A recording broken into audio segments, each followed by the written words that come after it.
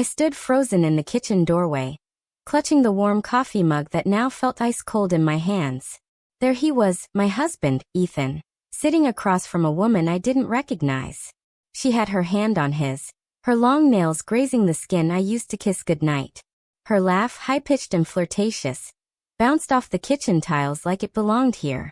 Like she belonged here. He looked up at me. Not guilty. Not embarrassed. Just calm. As if he had rehearsed this moment. As if watching my heart shatter was part of his plan. Her name's Jasmine, he said, standing like I was a guest in my own house.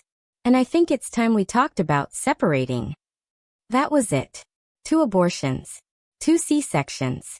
Endless nights in emergency rooms, waiting rooms, quiet hospital corridors holding my breath and his child. And this was my reward? 6 months after my second C-section, while I was still healing from the trauma of almost dying during childbirth, this man who swore to love me in sickness and in health, sat me down like a business deal gone cold. I blinked. Once. Twice. Then turned around. Not because I agreed with him, but because I felt something rise in me. A stillness. A clarity. Not rage, no, rage comes and goes. This was purpose. And what Ethan didn't realize was, I never forget. I remember everything. Everything.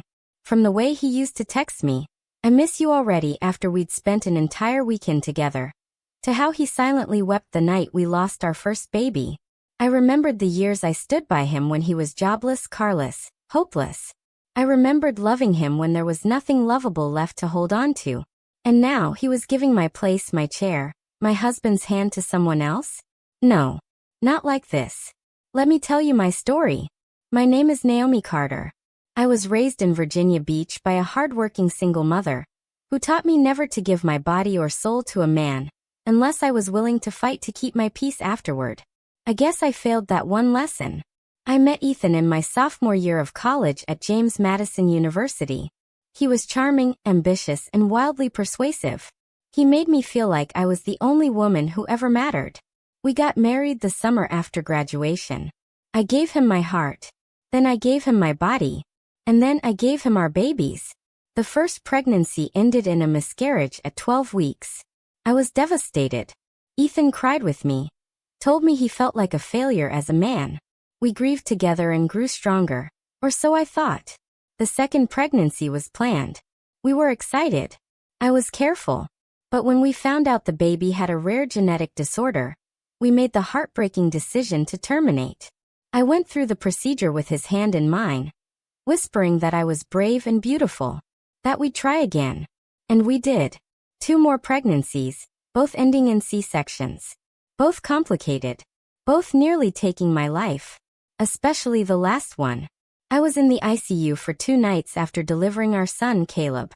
I remember drifting in and out of consciousness, hearing machines beeping and nurses whispering, not knowing if I'd live to see my babies grow up. Ethan was there the first night. Then he started going home early. Then he stopped showing up altogether. 6 months later, Jasmine showed up at our doorstep. And now here I am, still holding that cold cup of coffee, staring at the 2 of them. I need some air, I whispered, turning toward the door. But inside I wasn't going to breathe. I was going to burn. Because here's what Ethan forgot in all of this. I was not just a wife. I was his witness. To his lies. To his secrets. To his crimes. And I was about to remember everything. That evening, I went to the basement. I still had the old lockbox I kept before I married Ethan. College journals, receipts, photos, and a USB drive I hadn't touched in years. It held video recordings, voice notes, old call logs. Not just of Ethan, but of someone else too. Someone who was once his best friend. Someone he once betrayed. That betrayal cost a man his life. And Ethan had made me delete the evidence. Except I never really did. I plugged the USB into my laptop and clicked open the folder labeled Forget Me Not. There it was. The voice recording. Ethan's voice, low and panicked. No one can ever know. Naomi, do you hear me? If this gets out, I'm done. Then another voice. Someone older. You said she could be trusted. If she talks, we both go down. I paused it. My fingers hovered over the play button. Because this This was where my revenge would begin. But just as I moved to copy the files to a new folder, I heard the garage door creak open upstairs. Ethan was home, but I hadn't heard him come in. I closed the laptop, tucked the USB in my bra, and held my breath as the footsteps came down the stairs. The basement door creaked louder than usual. Every step Ethan took echoed like a warning bell down the wooden stairs. My heart beat against my ribcage like it was trying to break out. I gripped the edge of the table where my laptop sat, quickly flipping the lid closed. The USB drive burned like a hot coal against my chest where I'd tucked it inside my bra. One move, one wrong glance, one slip, and everything would come crashing down. Naomi. His voice was calm. Too calm. You down here? I forced a smile, turning around. Yet just organizing old boxes. He stepped off the last stair, his eyes scanning the room like a detective walking into a crime scene. It didn't feel like he was visiting. It felt like he was searching. I thought I heard something. His gaze landed on the laptop. You watching something? I shrugged. Just some old family videos. The kids. You remember when Caleb first tried to walk? He smiled faintly. Yeah. That was a good day. Was it? Because that same week, Ethan had stayed out all night for the first time. Said he had a work emergency. Now I wondered whose emergency it really was, his or Jasmine's. He walked closer. Too close. I could smell his cologne, something expensive and newer than what I used to buy him. Jasmine, I guessed. She was already branding her territory. I was thinking, he began, his voice a little softer. Maybe it's time we sell the house. I blinked. Sell? But the kids. You can have the kids, he cut in, casual like he was offering me leftovers. You can stay somewhere else. I'll handle the paperwork. My jaw tightened. My fingers curled into fists behind my back. Not from the offer, no. From the disrespect. Sell my house. The one I decorated while carrying his children? The one I nearly died in? He wasn't just trying to erase me. He wanted to remove every piece of proof I ever existed. I nodded slowly. I'll think about it. He looked pleased, like I was finally being reasonable. But the truth? I had already started planning how to bury him. Not literally. Not yet. First, I needed to open wounds he thought were healed. I needed him to bleed from memories he spent years suppressing. And I had the perfect place to start. That night, I waited until the house was silent. Ethan had gone back to Jasmine's apartment, leaving me alone. The kids were with their grandma for the weekend. It was just me and the ghosts. I powered on my laptop, reopened the USB folder, and listened to the full recording. Ethan's voice again, this time louder, more frantic. I told you not to bring that stuff here. Another man responded, Jordan Hale, Ethan's college roommate and former business partner.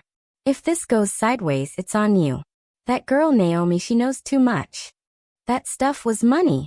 Illegal cash they funneled through a fake charity for veterans. Ethan said it was harmless. Said nobody was being hurt. But 3 months after that recording, Jordan died. Car accident. Brakes failed. Suspicious? Maybe. But no charges were filed. I hadn't listened to the audio since Jordan's funeral. Ethan made me promise I deleted it. I told him I did. He forgot I never forget. The next day, I paid a visit to Detective Carver, Jordan's cousin and one of the few people who never liked Ethan. I told him I had something he might want to hear. I didn't give him the USB yet. I wasn't stupid. Just a teaser. Just enough to make him curious. Carver stared at me across his cluttered desk. You've been holding on to this for 4 years? I nodded. Because I thought my husband loved me. I thought protecting him meant protecting my family. His face darkened. And now? I smiled coldly. Now I'm protecting myself. He leaned back. If this is legit, Naomi, this could open a full investigation. Are you ready for that kind of storm? I looked him dead in the eye. I am the storm. When I got back home that evening, Ethan was in the driveway, waiting, hands in pockets, brows furrowed. Not angry, not smug, worried. I stepped out of the car, calm as ever. Where were you? He asked. Out, I said, breezing past him toward the front door. He grabbed my arm, not rough, but firm. Naomi, I talked to Jasmine. She said she saw you near her building last night. I tilted my head. Did she say that before or after you told her you were leaving me for her? He hesitated. Good. I wanted him to think. To panic. To wonder what I knew. And what I was going to do next. I just want peace, he muttered. So do I said, unlocking the door. But peace comes at a price. He stared at me. And for the first time, I saw it in his eyes, fear. Not because I yelled. Not because I threatened him. But because I didn't. Because I was calm. And Ethan knew. I am never calm unless I've already won. But I hadn't won yet. I still needed proof. I needed documentation. Bank statements. Hidden emails. The kind of things he'd never keep in our house. But I knew where he would. His law office. And that's exactly where I planned to go next. The only problem? When I got there, I wasn't alone. The office door was already open. And inside, someone was waiting for me. Someone with a gun. I stood frozen at the door. The soft creak of the hinges gave away my presence, but the person inside didn't turn around. He or she was standing by Ethan's desk, their back to me, rifling through drawers like they belonged there. For a split second, I considered backing away, pretending I'd never come. But then I saw the glint of metal tucked into the waistband of their jeans. A gun. And suddenly, it wasn't just about Ethan anymore. It was about survival. I swallowed hard. You're not supposed to be here. The figure flinched, then turned around slowly. It was a woman. Mid-30s. Athletic build. Wearing a hoodie with the sleeves pushed up to her elbows. Her dark eyes flicked to me like I was an unexpected puzzle piece. Then her hand dropped toward her hip. Don't, I said quickly, lifting both hands. I'm not here to fight. She stared, not moving. Then she cocked her head. You're Naomi. I blinked. Do I know you? She gave a half smile that didn't touch her eyes. You don't. But I know Ethan. That phrase again. I know Ethan. Every time I heard it, it burned like acid. Who are you? I asked, stepping inside and closing the door behind me. She didn't answer right away. Instead, she tapped Ethan's laptop with her gloved fingers. You're not the first person to come looking for dirt on your husband. You're not answering my question. She sighed. I'm Detective Carver's informant. He's been working a case against Ethan for over a year now. He sent me to collect hard drives before Ethan wipes them. My eyes narrowed. Prove it. She stepped forward slowly. Then she pulled out a small badge tucked in her back pocket. It looked real. Old. Worn. Like it had seen things. But I still wasn't convinced. Carver didn't mention anything about sending someone. She smiled wryly. He wouldn't. Plausible deniability. You give him something dirty on Ethan, he needs to make sure he has more than just one source. You're the civilian witness. I'm the shadow. It made sense. Too much sense. And that terrified me more than anything. She reached into her hoodie and pulled out a tiny flash drive. You want to take Ethan down? This has everything. Wire transfers. Phone logs. Messages to Jasmine about covering up Jordan Hale's death. I stared. She dropped it on the desk between us. But once you use it, Naomi, there's no going back. He won't just come after your money. He'll come after you. I picked up the flash drive, my fingers shaking. Let him try. She nodded. I hope you're ready, because the storm is about to start. 2 hours later, I was back at home. The kids were asleep. My phone was buzzing nonstop with messages from Ethan. Where are you? Call me, please. Naomi, I'm sorry. Let's talk. I tossed the phone aside. I didn't need words anymore. I needed results. I opened the flash drive on my laptop. Dozens of folders appeared, labeled things like silent partner, shell accounts, JH_confidential. Jordan Hale. I clicked it. The first file was a scanned document. A contract. An agreement between Ethan Jordan and someone named Ronan Blake, a name I didn't recognize. The document outlined a shell company used to launder donations made to a fake nonprofit Ethan had created. The same nonprofit I once helped him design flyers for. My chest tightened.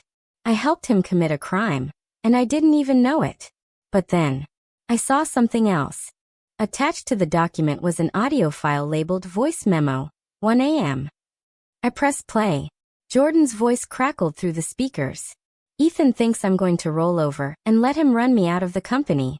But he doesn't know I kept copies. If anything happens to me, Naomi needs to see this. She's the only one who might survive him. I froze. My throat dried up. He said my name. He was scared. Not just of being shut out, but of being killed. And now he was gone. And I had his files.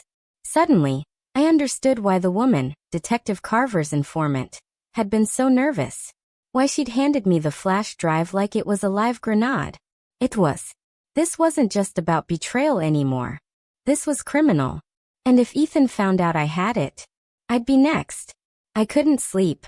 I paced the living room in the dark, playing Jordan's message over and over in my head. At 3:22 a.m., I made the call. Detective Carver answered after 2 rings. "You okay?" "No," I said, gripping the flash drive in my hand. "But I'm ready." The next day, Carver and 2 other plainclothes officers raided Ethan's office. They didn't arrest him. Yet. But they confiscated his computers, hard drives, and every piece of physical evidence they could find. Ethan came home that night like a man unraveling. He didn't scream. He didn't hit me. He just sat on the edge of the bed, his face pale, his mouth dry, staring into space. "You did this," he whispered. I stood in the doorway, my arms folded. "No, Ethan. You did this to yourself." He looked up at me, eyes full of something I never expected to see. Tears. "You ruined everything." I stared back at him hollow. "No. You ruined everything the day you looked Jasmine in the eye and said I was replaceable." He opened his mouth, closed it again. I walked out of the room and locked the door behind me, but I should have known better. Because the next morning, Ethan was gone. No note, no clothes, just his phone, left on the nightstand, and a single voicemail waiting on mine. I pressed play. "If I can't have my family, Naomi, then neither can you." I dropped the phone. It hit the hardwood floor with a loud thud, but I barely noticed. "If I can't have my family, Naomi, then neither can you." Those words kept echoing in my head like a haunting siren. Not loud, just enough to paralyze. To fill every inch of me with one thing, terror. I stood in the silence of my room, trying to breathe. I could hear the kids' soft breathing from down the hall. Ava's nightlight was still glowing through the small gap under her door.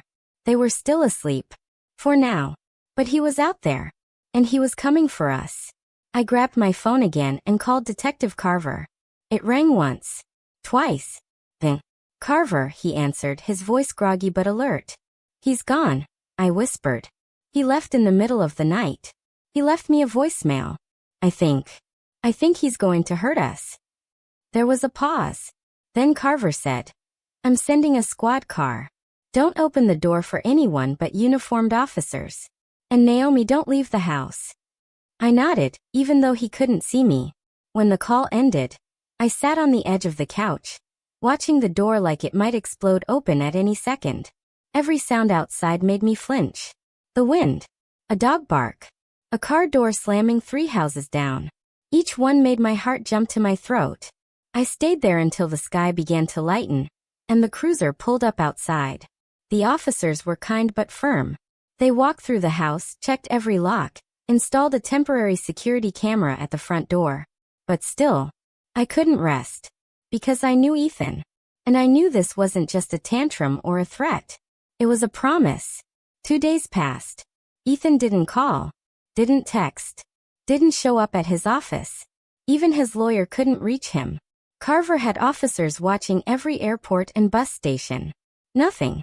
It was like he vanished. And then on the 3rd day, something arrived at the house. A package. No return address. Just my name. Naomi Carter. Written in Ethan's handwriting. I didn't open it. I called Carver, and a bomb squad came instead. It wasn't an explosive, but what they found chilled me to the bone. Inside was a tiny blue onesie. The exact one Ava wore home from the hospital. And underneath it a photo. Me. Sleeping in bed. Taken from inside my room. That same week. I almost threw up. Ethan had been inside the house. While we slept. While I laid there thinking we were safe, he had been standing in that room, watching me, watching the kids. The officers moved us to a safe house that night. It was plain but secure. No windows on the lower level. A panic button in every room. Police outside, 24/7. But none of that erased the fear I carried in my chest. Because if Ethan could sneak in once, he could do it again. And that meant no one was safe. I tried to stay strong for the kids. Tried to pretend this was just a fun sleepover in a strange new place. But Ava knew. She was too smart for her age. One night, as I was tucking her in, she looked up at me and whispered, "Mommy, is Daddy mad at you?" My throat closed up. I didn't want to lie, but I couldn't tell her the truth either. So I said, "Daddy is confused right now, but Mommy's doing everything to keep us safe. I promise." She nodded slowly, then clutched her stuffed bunny tighter. Okay. That night, I watched her sleep and cried silently into my hands. Not because I was sad, but because I was angry. So angry. Angry at the man I gave everything to. The man I bore 4 children for, 2 of whom I never got to meet. The man I had 2 C-sections for. The man I almost died for. The man who looked me in the eye and told me I was his forever, only to replace me like I was some used piece of furniture just 6 months after Jasmine showed up. I had trusted him with everything. And now I was hiding in a safe house with my kids, too scared to blink. No, it wasn't enough to survive. He needed to pay. Carver called the next morning. "We tracked his credit card," he said. "He's still in the city. He's using fake names, but we found footage. We know where he's staying. We're moving tonight." I felt hope rise in my chest for the first time in days. But Carver wasn't done. There's something else. I braced myself. He's not alone. What do you mean? He's with Jasmine. Of course he was. They were together now. Playing house. Plotting revenge. Acting like I was the enemy when all I had done was give. I closed my eyes. "Let me come," I whispered. Carver paused. "Naomi, I need to see it. With my own eyes. I need to know it's real." He hesitated, then agreed. "You ride with me. Stay in the car. No exceptions." The motel was sleazy. Off a highway exit. Curtains drawn. Flickering neon sign out front. I sat in the back of the squad car, watching through the windshield as the officers positioned themselves. Then the door opened. And Ethan stepped out. Shirt wrinkled. Eyes wild. Hair matted like he hadn't slept in days. He looked nothing like the man I married. Behind him, Jasmine appeared. She looked different too. Frightened. Tired. Not the smug girl who once winked at me from my own kitchen. She looked broken. Ethan was yelling at her, pushing something into her hands. It looked like a bag. She resisted. He grabbed her arm. That's when the cops moved in. The scene erupted. Shouting, scrambling commands. Ethan tried to run, but 2 officers tackled him to the ground. Jasmine dropped the bag and just crumpled onto the sidewalk, shaking. I watched from the car. I didn't cry. I didn't scream. I didn't even breathe. I just watched them put the handcuffs on him.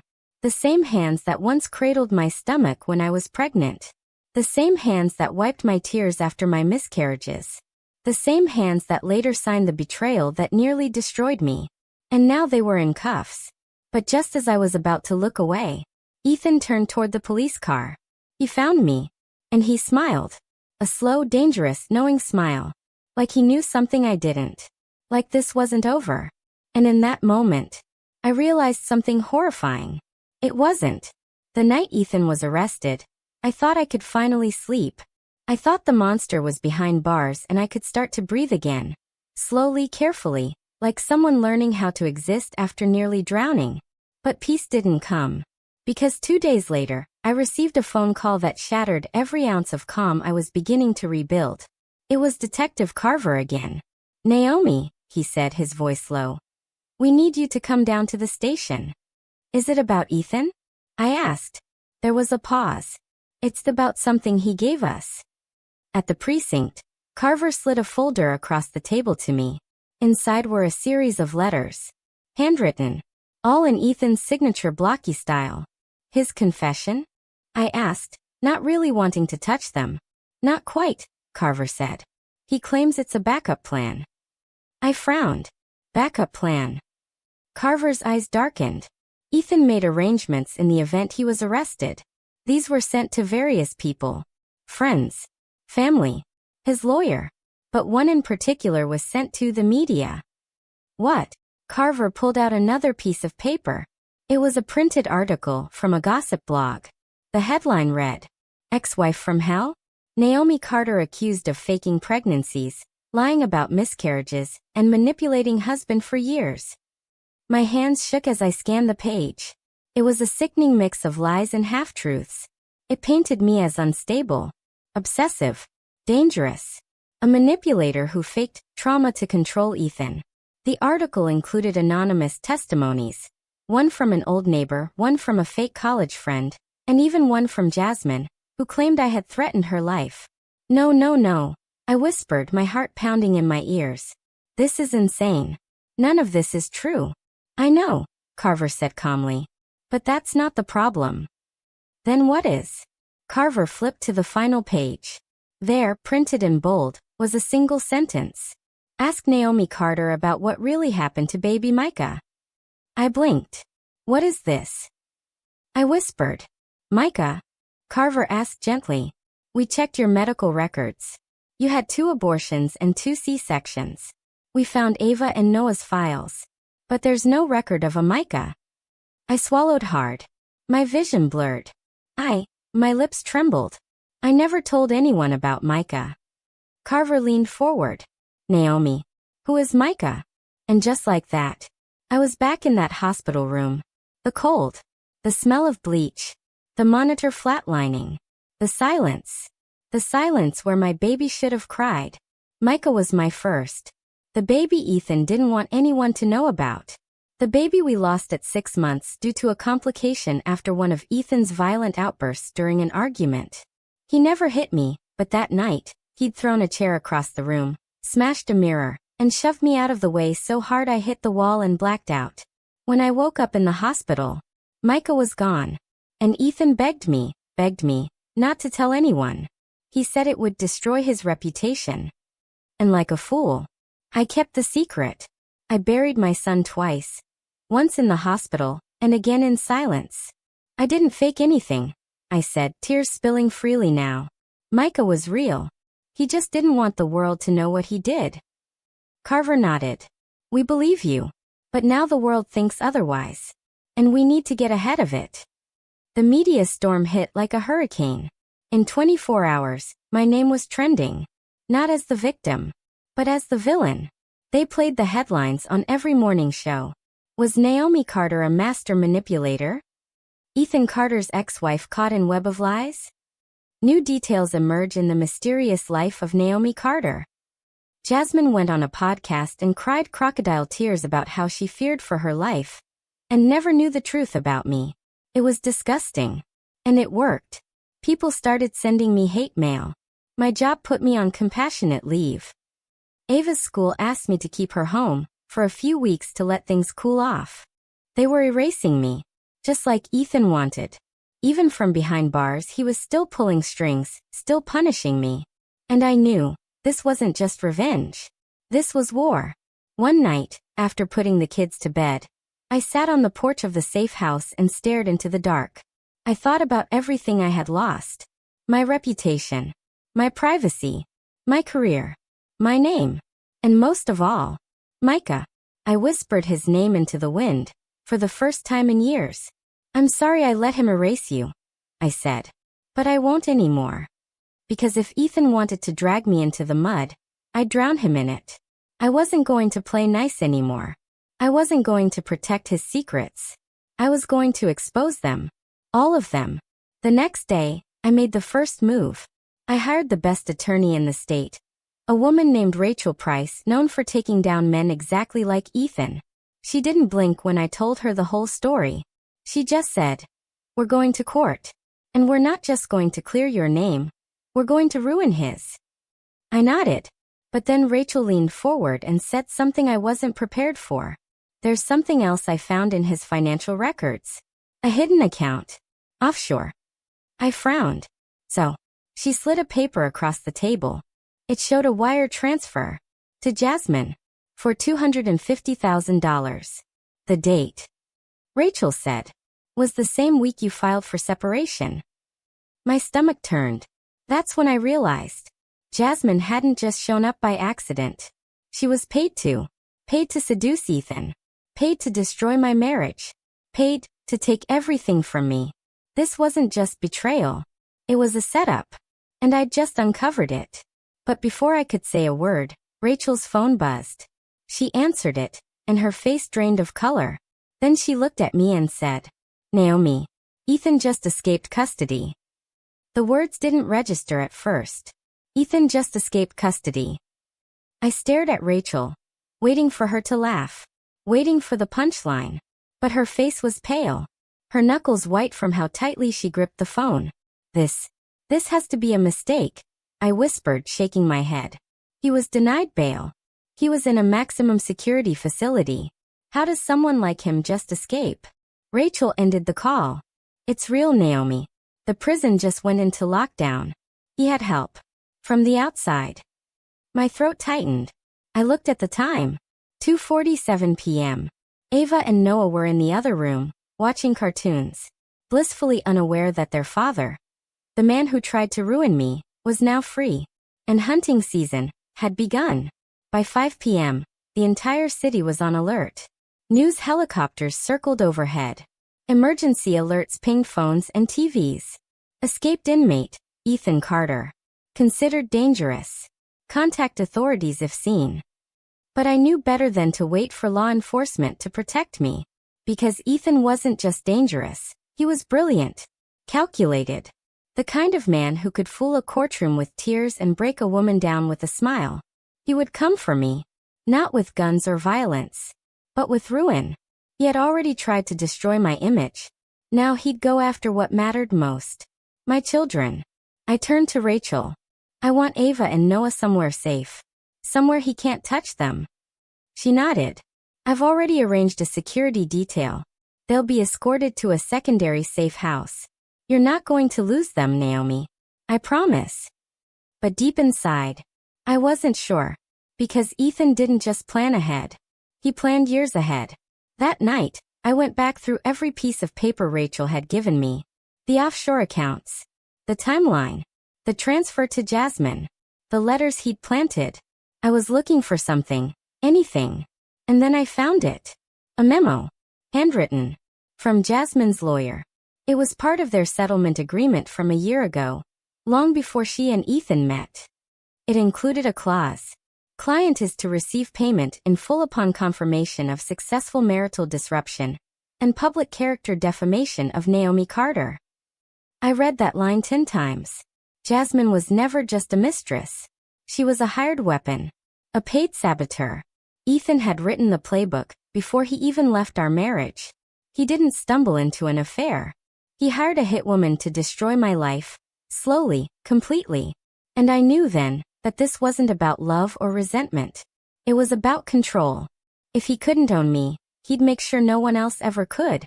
The next morning, I woke up to a video link sent to my phone. No name. No message. Just the video. I hesitated, then clicked it. It was grainy footage, clearly filmed on a burner phone. The video opened on Ethan's face, smirking, eyes gleaming like a snake that had just shed its skin. He spoke directly into the camera. "You made this ugly, Naomi. You turned this into a war. So now I'll return the favor. You want the truth? I am the truth.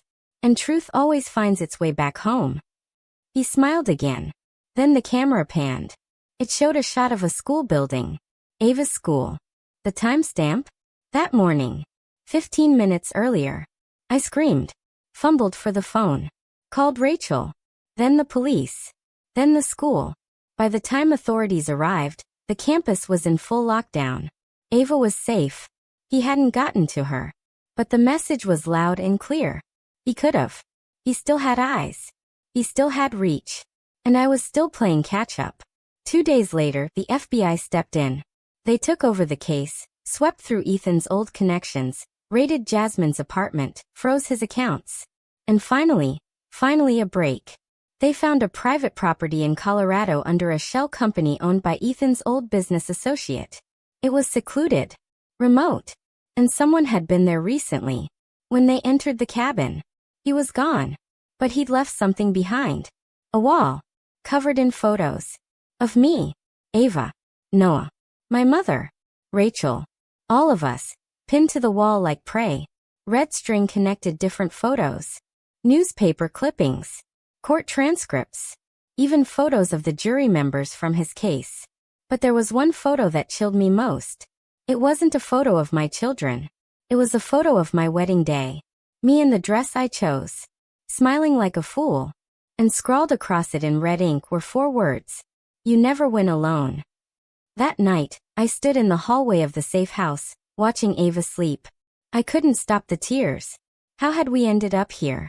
A marriage built on dreams and love, now reduced to lies, betrayal, and manhunts?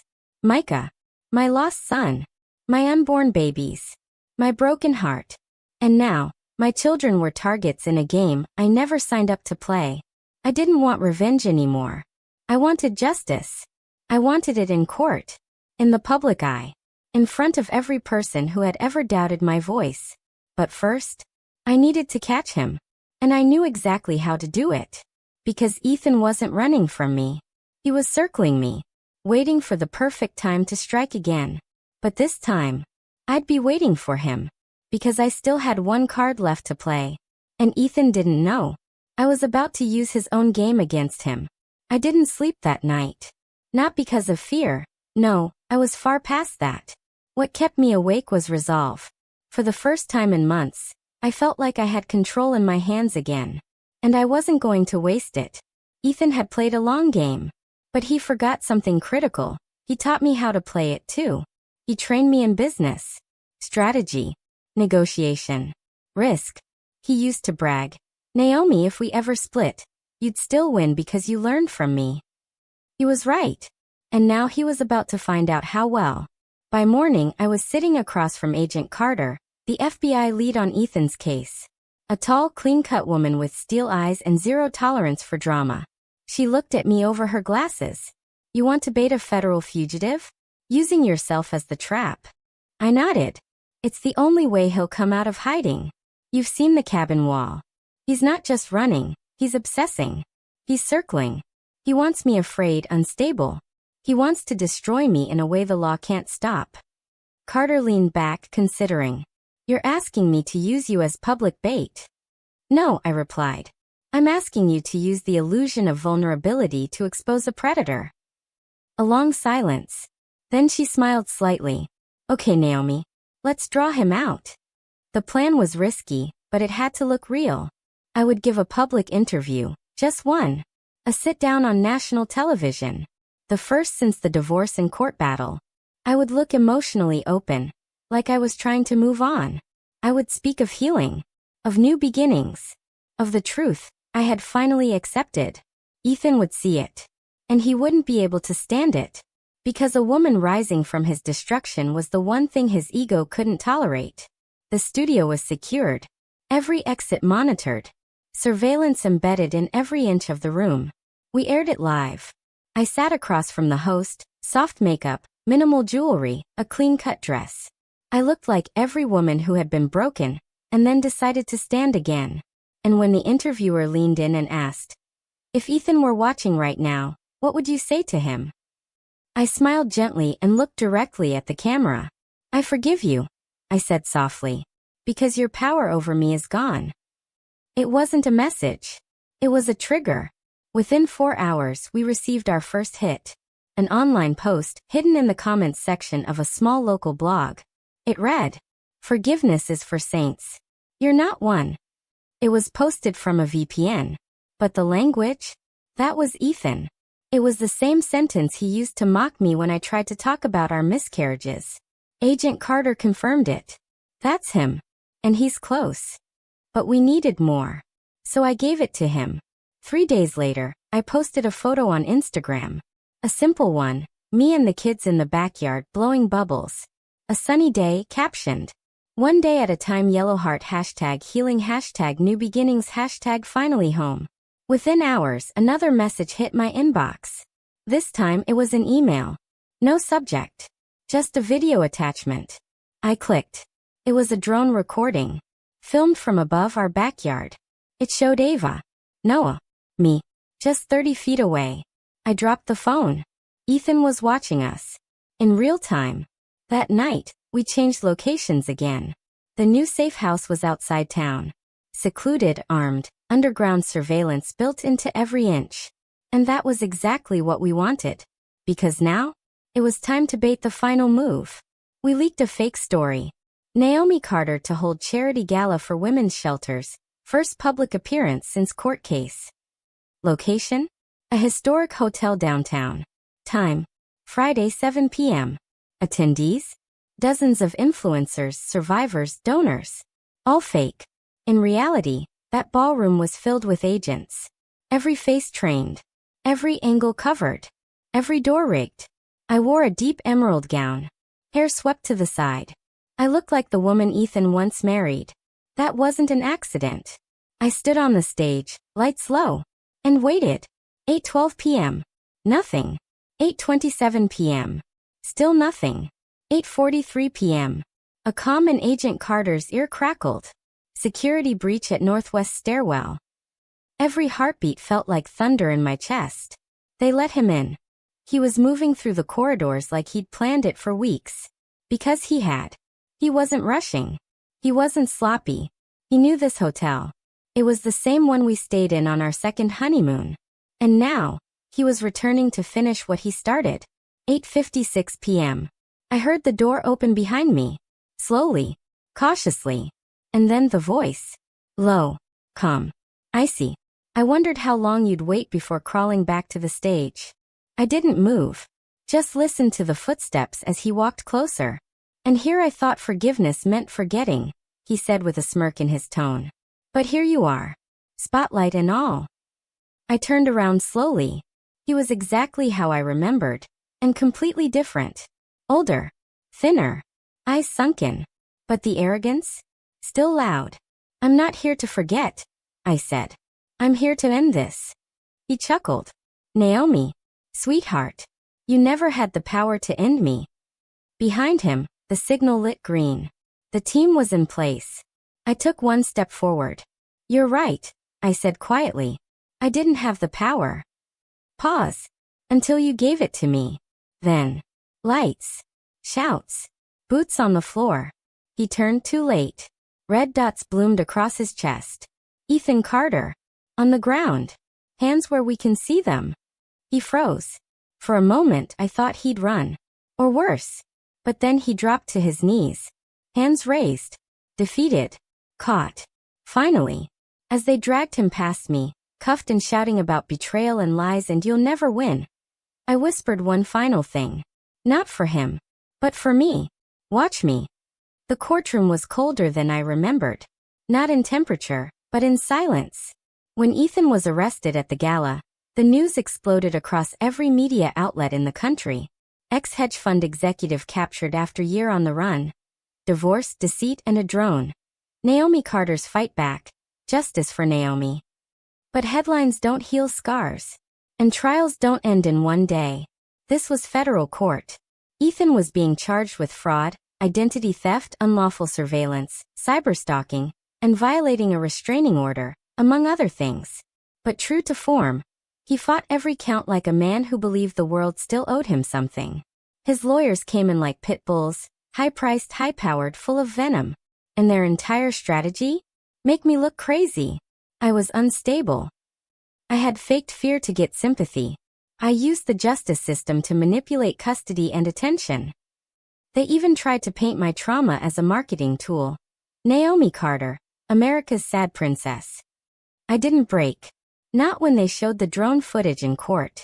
Not when they replayed my interview.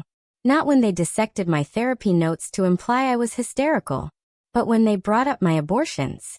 That's when my hands trembled. They tried to twist them, saying I had terminated pregnancies to punish Ethan. That I was reckless, unstable, and unfit to raise our children. I looked over at him. He didn't blink. He sat there, cool and expressionless, as his lawyer weaponized my deepest pain. And I realized something in that moment. He wasn't just trying to win. He wanted me shattered. When I got home that night, I sat in the shower until the water ran cold. The memories came back like a tidal wave. The first abortion, when we were too broke to afford another child and he said, "It's not the right time." The second, after Ava, when I almost died during delivery, and the doctors warned me a third pregnancy could kill me. The 2 C-sections. The nights of blood, and tears, and silent prayers to survive. I sacrificed everything for that man. And now, he was in a courtroom, using those same sacrifices to bury me. I should have been used to it by now. But this felt like a new kind of death. I met with my attorney, Rachel, the next morning. She was furious. "We're countersuing for emotional distress," she said, slamming a folder shut. "And we're filing for a permanent federal injunction." "I don't care about lawsuits," I whispered. "I just want to breathe again." Rachel looked at me hard. "Then we take away his last weapon." "What's that?" She pointed at my chest. "You." The next week in court, we took the stand. I told everything. From the beginning. I described the miscarriages, the hospital nights, the gaslighting, the affairs, the way he moved our savings in secret while I was recovering from C-sections. I told the jury about the tracking device under my car, the cameras in our bedroom, the emails from fake accounts pretending to be our kids' school, the sleepless nights, the therapy, the silent war I fought for years behind a perfect Instagram family. And I ended it with one line. He didn't just want to destroy our marriage. He wanted to destroy me. But I'm still here. The prosecution brought evidence. So much evidence. The burner phones. The financial fraud. The surveillance logs. The fake social media accounts. The hidden cabin. The journals he kept with notes about my every move. The courtroom was silent. Even Ethan stopped smirking. For the first time, he looked afraid. 3 weeks passed before the final verdict came. The jury returned with guilty on all counts. He was sentenced to 27 years in federal prison without parole. Even then, he didn't flinch. Not until the judge issued a lifetime restraining order.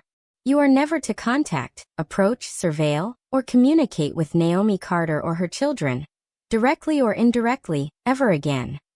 He stared at me as they led him away. But this time, I didn't feel small. I didn't feel scared. I felt free. The weeks that followed were quiet. Too quiet. I expected relief. Instead, I felt like a soldier returning from war. Victorious, but still haunted. Some nights I still jolted awake, hearing the sound of drone blades in my sleep. Some days I still reached for my phone to check if he was watching. Trauma is not a door you close. It's a window you keep locked forever. One evening, I stood outside with Ava and Noah. They were playing in the yard, chasing each other with water balloons. The sunset was warm. The air smelled like jasmine. Ava ran up and handed me a dandelion. "Make a wish, Mommy." I smiled, tears pricking my eyes. I already got mine. I looked out at my kids, at the house I rebuilt, at the woman I became. And I knew the truth. Revenge doesn't always come with fire. Sometimes it comes in peace. But just when I thought the nightmare was over, just when I thought it was safe to let go, Rachel called. "Naomi," she said, voice tight. "We need to talk. I just got word from the prison." My chest tightened. "What happened?" She paused. Then, "Ethan escaped. They said he escaped during a prison transfer. A broken down van, a foggy road, and 2 missing guards. That's all it took. One phone call shattered every piece of peace I had rebuilt." The color drained from my face as Rachel's voice repeated in my ear. "Ethan escaped." My hands shook so badly I dropped the phone. I wanted to scream, but Ava and Noah were just a few feet away, playing with sidewalk chalk. I forced myself to smile and wave at them like nothing was wrong. Heart pounding like a war drum in my chest. I had less than 24 hours before the media would pick it up. Less than that before Ethan, if he was coming for me, made his move. And I knew him. He wouldn't just want to hide. He'd want closure. Which to a man like Ethan meant control. Me. The FBI called me within the hour. I was put into immediate protective custody. The kids were picked up from school early, and taken to a safe house upstate with 2 agents. I kissed them goodbye through a bulletproof window. Ava cried. Noah didn't understand. Neither did I. How is this even possible? I asked Agent Keller, the lead on the case. He rubbed his face. We don't know. It's been less than 8 hours. The van's GPS was disabled. The guards aren't responding. We don't know if they're dead or if he paid them off. Has he contacted anyone? Not yet, Keller said. But trust me, he will. He slid a burner phone toward me. If he reaches out, don't pick up. Don't engage.